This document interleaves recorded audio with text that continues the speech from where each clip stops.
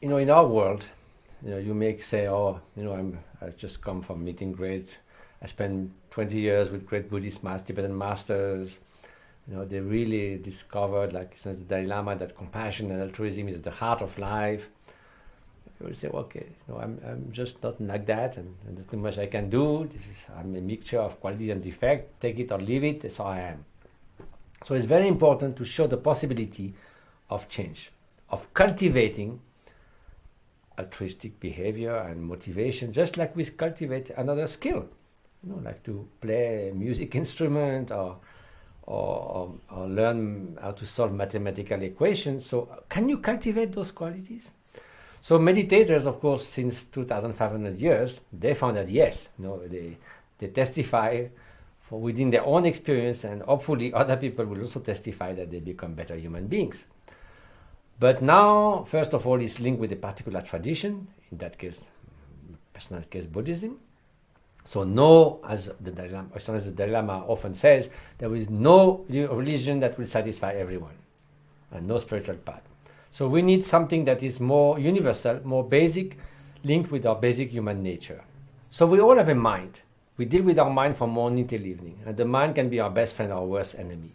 Meditation is about cultivating different states of mind, becoming more aware of what's going on in your mind, positive emotion, negative emotion, using antidotes and so forth. But still, that's part of the practitioner.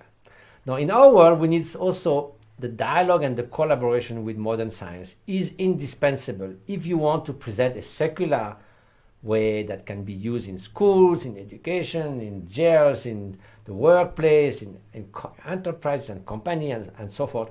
Otherwise, people will always say it's this kind of exotic stuff, good for you if you do it. You can do yoga, meditation, but that's not relevant to society at large. So I think that the last 25 years or so, there's been increasing levels of cooperation and collaboration, research collaboration between contemplatives and neuroscientists, psychologists, social workers, and so forth, is a tremendous contribution to society. First of all, it clearly shown that as neuroscience has discovered itself over the last 30 years, that the brain was thought initially to be, when you are adult brain, it cannot change anymore. It's so complex that any change will make a huge mess. Now that has been shown to be completely false. The concept of neuroplasticity shows that no, the moment you are exposed to something new, whether it's juggling or playing chess or meditating on compassion, you start right then, within a few hours, to induce a change in your brain. It can be functional change, more rapid connection between different areas, more connectivity, more traffic on certain neurons. It can be also a structural change, more connections, physical connection, more new neurons being formed in some areas of the brain. The volume of that area might increase, more white, gray matter, whatever, physically increased. Has been shown with London taxi drivers who have to memorize 14,000 streets. The area connected with topography, representation of the outer world is vastly increased. So the same thing was found with meditators. So that concept of neuroplasticity is that the brain change until we die through any training, any exposure to new novelty. So meditation, of course, is a training. And novelty in the sense that you keep on practicing more and more. So within a few weeks, now the studies done by Richard Davidson, Antoine Luce, Tanya Singer, many others, have shown that yes, your brain changes structurally, functionally with training. And it does so with meditation, whether it's on attention, whether it's on compassion, loving kindness, all that change a lot. So that means you can change as an individual.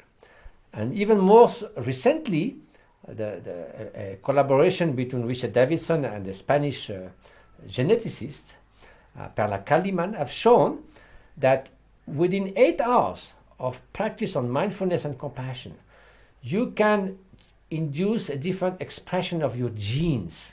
I mean, we all have the genes that we cannot change the genes, but it's like if in a building you have 100 light bulbs, you can light 10 bulbs or 100 bulbs. And if you light only 10, the other 90 are just sleeping there. So likewise, a gene can be turned off or on. And if you have predisposition to stress and fear and anxiety, if that gene is turned off, then you don't have that anymore. So it is a very wonderful avenue of research. A new huge field in genetics is the expression of genes, because even you have the genes that you get from your parents is like a blueprint, but what you do with that blueprint, that's called epigenetics. So you see, by changing the brain, you also change the physiology, all the hormones and the stress reaction and so forth, the health. Hundreds of studies now have shown that mindfulness-based cognitive therapy or stress reduction has a huge clinical implication. Loving kindness also show the same. It affects on the your level of peace and health also, and the vagal tone and all other kinds of wonderful things. And you can also modify the expression of your genes. So this whole picture of change has been shown through this collaboration with science.